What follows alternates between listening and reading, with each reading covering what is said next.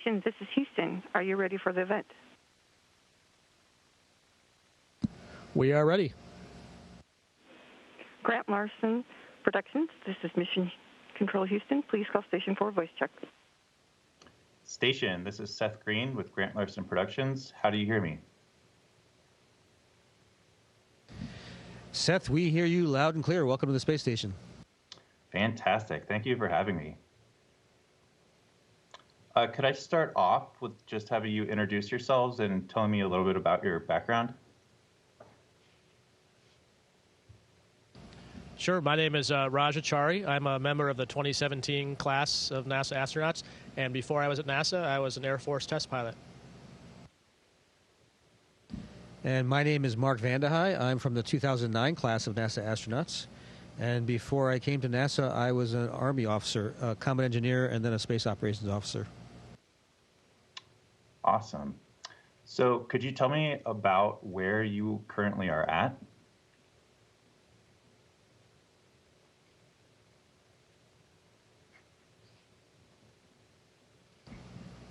So, looking at our data, it looks like we are over South America, Central South America, just crossing the mountains on the west. That is awesome. And what could you tell me about the ISS and what it's used for and what you're currently working on up there? Yeah, sure. So we use the ISS. It's basically a national laboratory or international laboratory, but in space. So to do a lot of the same things labs do on Earth, except in a microgravity environment. And there's kind of two focuses of research. One is research we can use on Earth, whether that's environmental systems or human research, things on us. And then the other focus of the research is research for exploration, meaning for the moon, to sustain a human presence on the moon, to go to Mars. So a lot of the testing we do is on equipment, hardware, and processes to see if they would work in that environment, and either smaller to miniaturize things or more redundant that we can go further away and not have to fix them. And so that's kind of the two major purposes of research we do here on the station. Well done. Fantastic. And this video is going to be used for 7th grade math students. We heard with a textbook.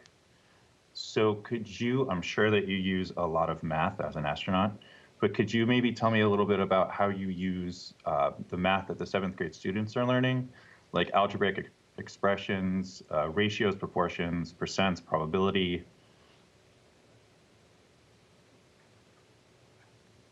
Sure, Seth, and as luck would have it, my oldest son is in 7th grade, so actually not only before I launch, but even while I'm up here, I help with homework from time to time, so I'm well-versed in 7th grade math.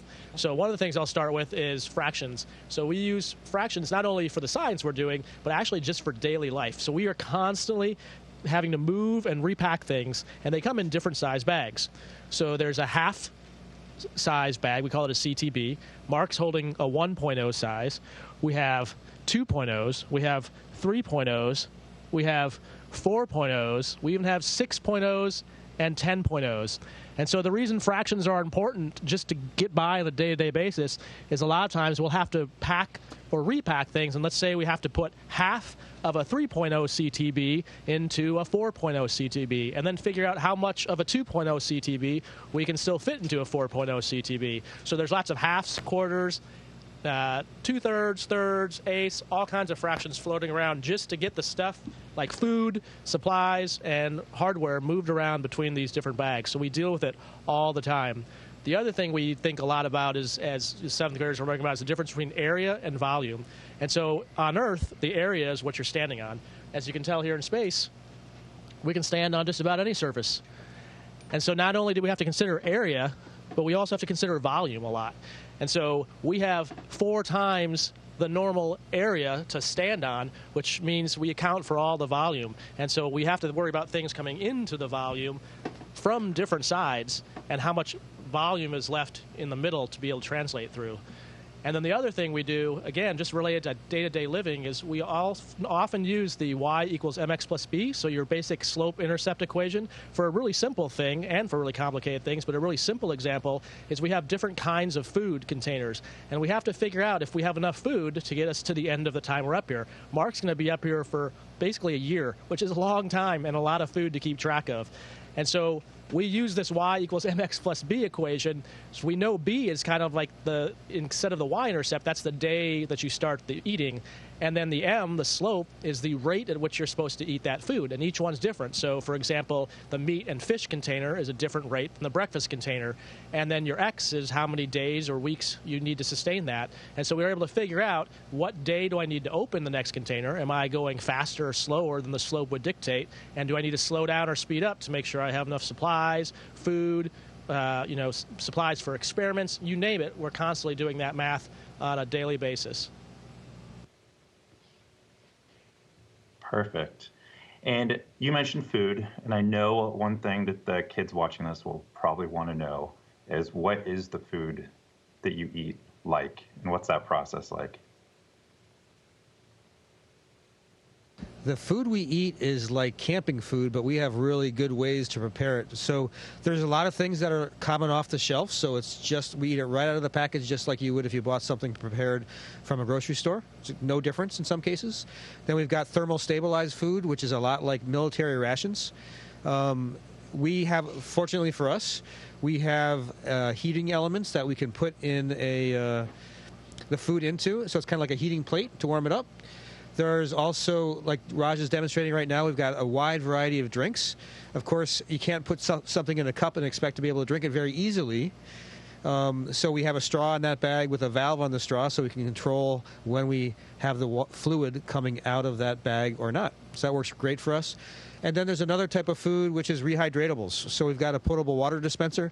We can choose hot water or ambient water, dial the amount of water. Basically, our most complicated recipes just say how many milliliters of hot or ambient water we have to add to the bag, and then we press a button and we get our food. We also have to wait for a certain amount of time for the rehydration process to finish. That's how we eat. Doesn't sound too bad. Where do you Actually, it's really good. Is it? Not too bad? Awesome.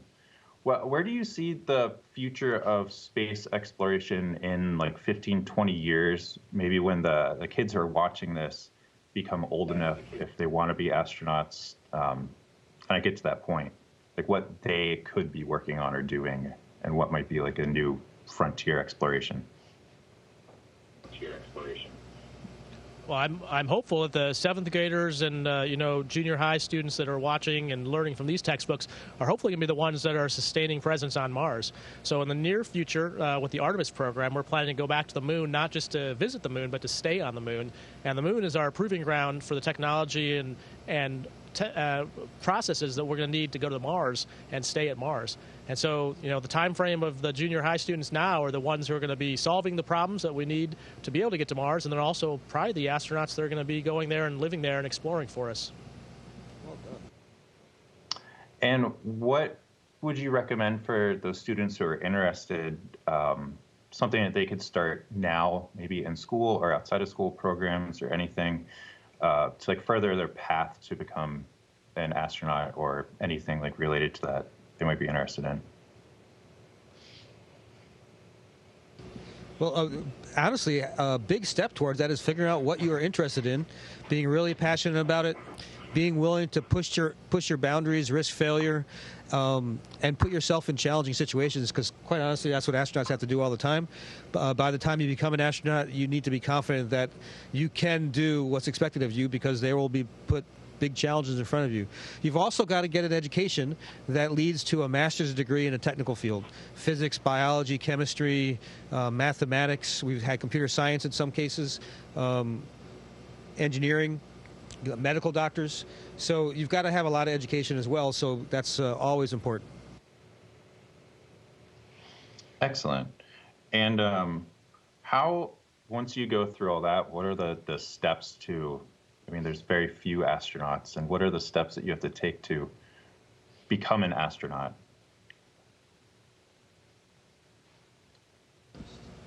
So to become an astronaut, it's actually kind of funny. You actually apply through an online program just like you would apply for any federal job in the U.S. government. But they basically go through a selection process, interviews, there's a physical aspect, a psychological aspect, teamwork's very important, and then once you're selected, you go through about a 2-year training process, and that training process is essentially to get familiar to be able to work on a place like the International Space Station. And so there's a number of different aspects of the training, robotics training, since we use an arm for the maintenance and spacewalk tasks up there. Spacewalk training is another huge part of it. We do T-38 training, which is both important to learn kind of the aviation piece of it, but also to work together as a crew, because the T-30 has 2 people in it, and so you learn to work in a moving operating machine, just like the space station, with another person.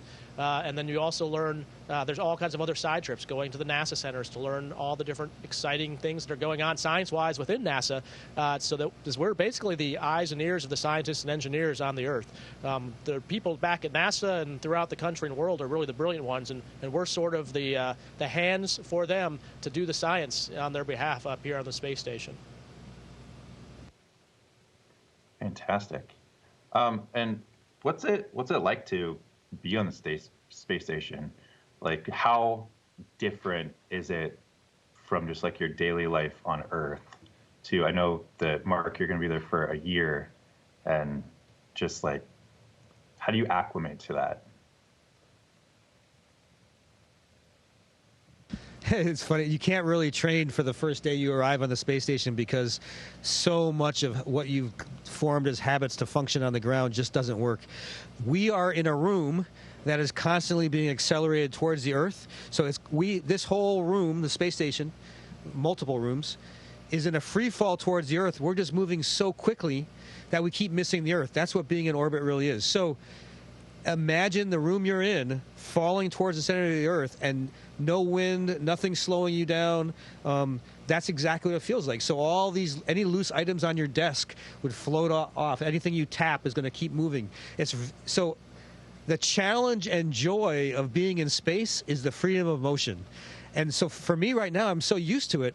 I really enjoy it. I think Raja, too, has been up here long enough. He's really enjoying moving around and being able to swing around corners. But when you first get up here, it's really, really challenging. It's very easy to lose things, for example. I think the best way it was explained to me, and that I treat it as, it's like being a baby again when you first show up to space. You can't eat. You can't go to the bathroom on your own. You can't feed yourself on your own. You need someone who's been here for a while to kind of help you get through those first few days. Like Mark said, you lose everything. You lose the shirt you're putting on your own head if you don't hold on to it. Everything goes everywhere. And yeah, you feel, I also have young kids too, and it's very similar to my experiences raising small children. Like, you have to do everything for them. And Mark was our surrogate father when we first got here, but now I'm sort of, I guess, in my preteen years where I know enough to be dangerous. You mentioned using the bathroom, and I know I probably should ask, how does that work? So the simple answer is, on the ground, we use water to move things that we don't desire away from us. In space, water flow doesn't work very well for us, so we use airflow. Same idea. We got to get those things away from us and into a storage compartment, and we just use air instead of water. Doesn't sound too weird or complicated. What you mentioned... Well, yeah. Sorry, go ahead.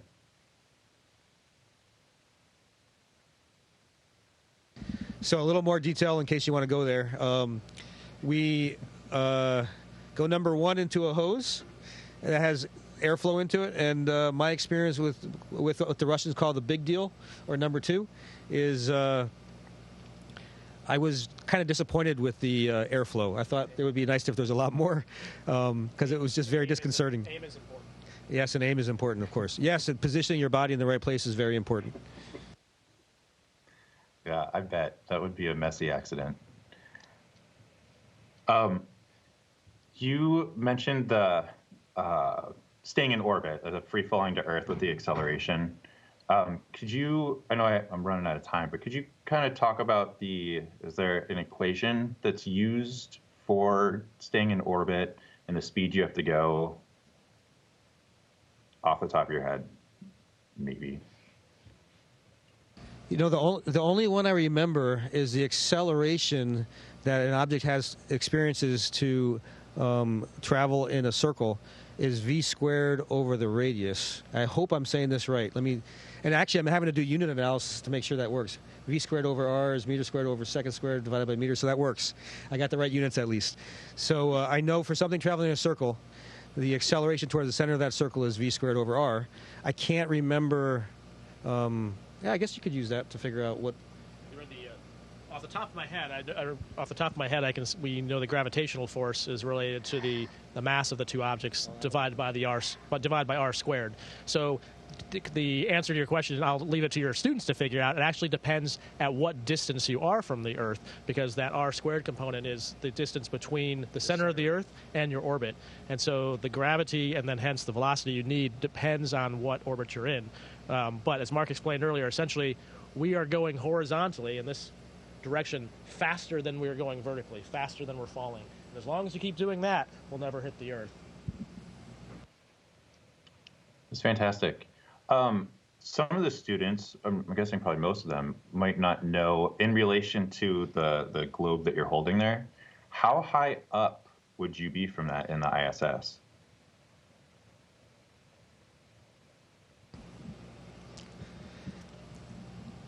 So if you can actually have the students try to figure this out to scale, they can take any ball, and take the radius of the Earth, and then see what percentage changes when you take the radius of the Earth and add 400 kilometers or 240 miles to it, because it's not very big. I think at this scale, you would not be able to see. We'd have a very hard time showing you the airspace between. But yeah, it's very, very close to the sphere. But again, you could figure out that percentage by looking up the radius of the Earth and adding 400 miles to whatever that radius is, and get an idea for how close to the Earth we really are, even though we are in space. Yeah, it's really cool. I always, I think the kids probably picture it being a lot higher off, even at a scale like that small. So it's really interesting.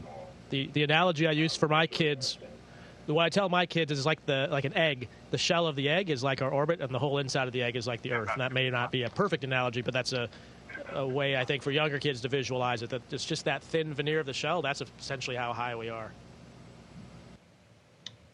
And just real quick, what's your favorite thing to do? And maybe if you have any free time up there in the ISS. My favorite, every morning I get up, have a cup of coffee and some snack, and then I go over to the cupola, and I spend 20 minutes meditating lately with my eyes open and just watching.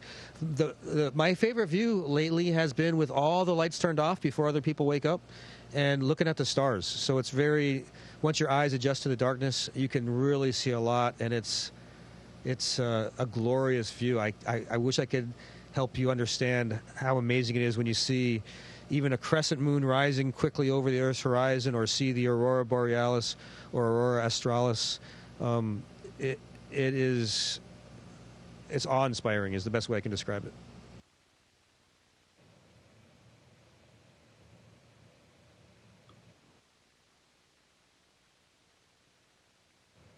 It's fantastic. Thank you.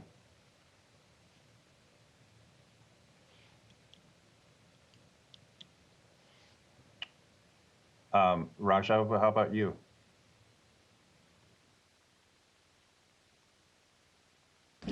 So mine's actually very similar, also in the cupola. The only twist I put on it is coming from a Air Force flying background. What I like to do is go in the cupola, and which I should explain, the cupola is a downward-facing window. It kind of is like a series of windows in a circle that looks down on the Earth. And so what I like to do is go in the cupola and flip so that I'm kind of sitting with my bottom towards the Earth and my feet towards the direction we're going, and it feels like I'm in a cockpit flying really high over the Earth. And I imagine being able to roll, but I probably wouldn't be able to do that at the space station. But it's a pretty cool feeling that you feel like you're just flying over the top of the Earth and just watching, ocean turn into land and back into ocean. And I think what for me is the coolest thing is it is really, really hard to figure out where you're at initially until you start to recognize the continents, and it just reinforces that it's a very homogeneous Earth. It is all just one big blue ball. There's not borders or lines or anything like that from here. It's just all just one continuous, amazing show. All right. Thank you guys so much for doing this with me. This is amazing. It was really a pleasure. Wonderful questions, and we enjoyed talking to you. Thanks for letting us share it. Absolutely. Good luck up there. Station, this is Houston ACR. Thank you. That concludes the event. Thank you to all the participants from Grant Larson Productions. Station, we are now resuming operational audio communications.